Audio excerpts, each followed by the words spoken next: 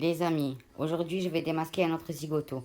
J'ai reçu des photos très choquantes d'une candidate, ça m'a fait mal au cœur. Trop de gens dans ce milieu se font passer pour ce qu'ils ne sont pas.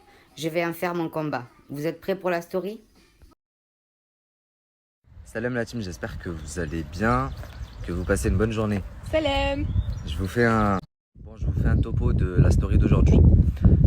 Là pour l'instant, je vais laisser tranquille la clique de Dubaï, du moins jusqu'à TPMP de ce soir, puisque je sais qu'ils vont en parler à TPMP.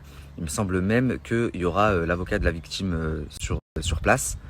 Ensuite, qu'est-ce que je voulais dire? Et je crois aussi qu'ils font venir un des zigotos là. Vous devez savoir que ce qui est sorti là, la vidéo où Hicham il frappe la fille, c'est rien.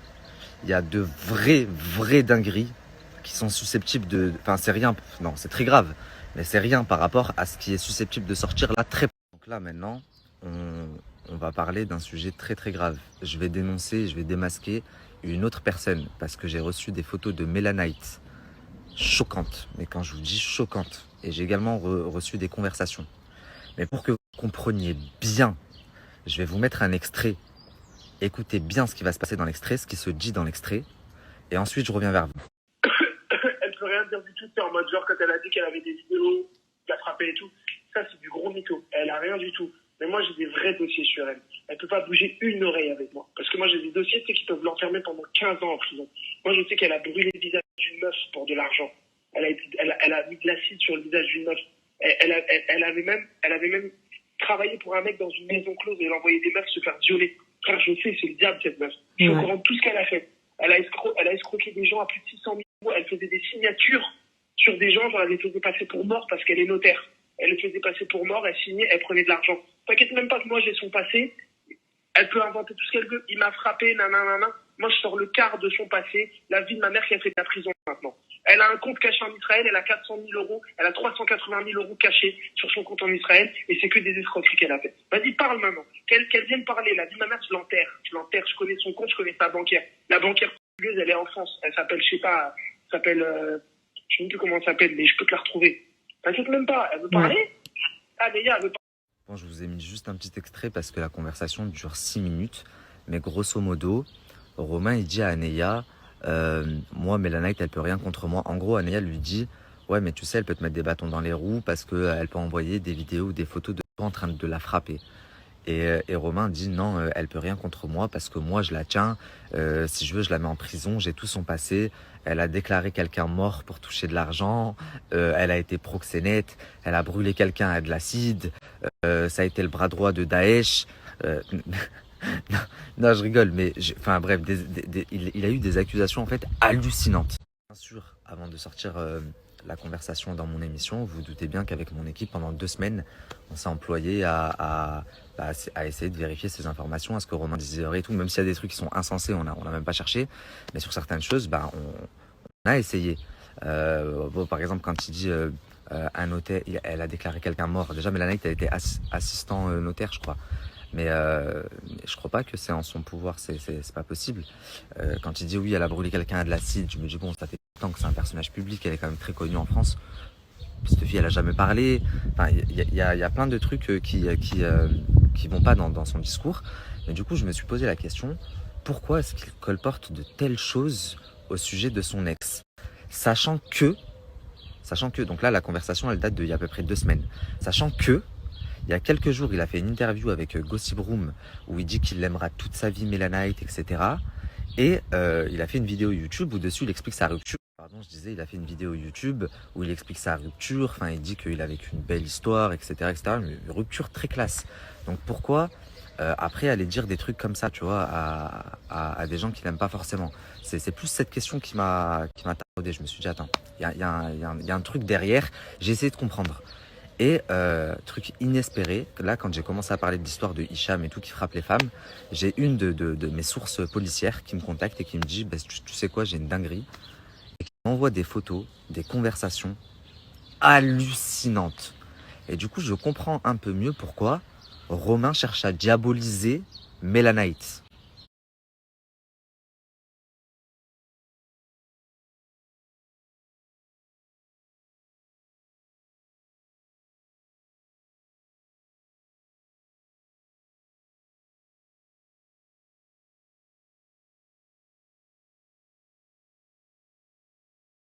Alors bien entendu, la famille, euh, ces photos, elles prouvent rien. On voit juste Mélanie enflée et qui s'est fait frapper en gros. Vous allez me dire comment tu sais qu'elle s'est fait frapper, que c'est pas ça, que c'est pas ça, et comment tu sais surtout que c'est Romain. Et c'est normal, c'est une question légitime. Bien entendu, j'ai pas reçu que des photos. J'ai reçu des conversations, j'ai reçu une vidéo, et du coup, j'y vois beaucoup plus clair. Et je comprends tout ce qui s'est passé.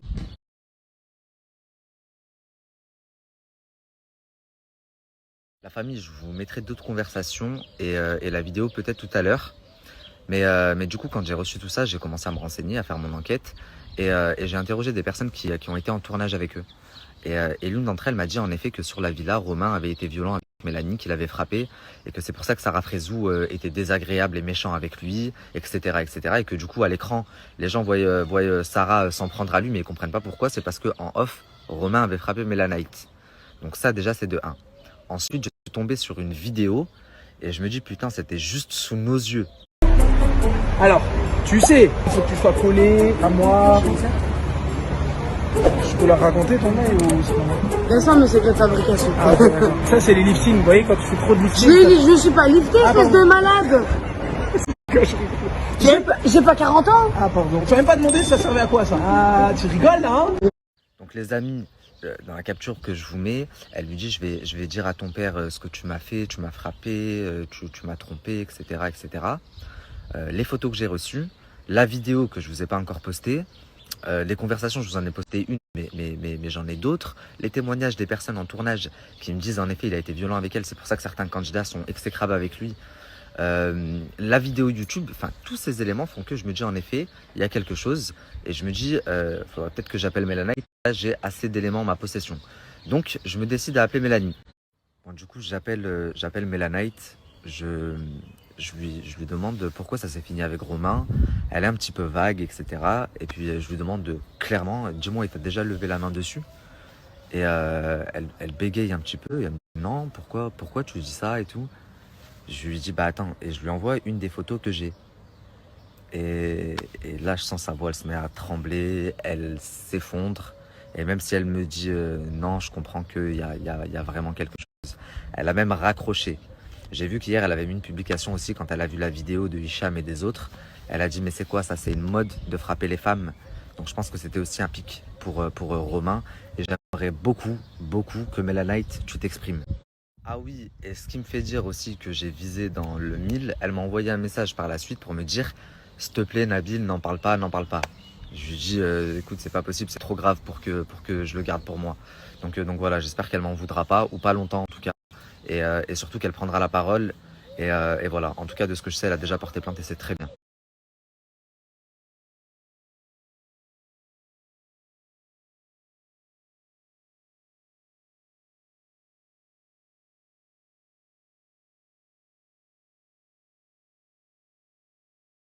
La famille, je vais réessayer d'appeler Mélanite parce qu'elle me répond pas. Voir si, au pire, si elle veut pas s'exprimer, ben, faire un live et répondre à mes questions.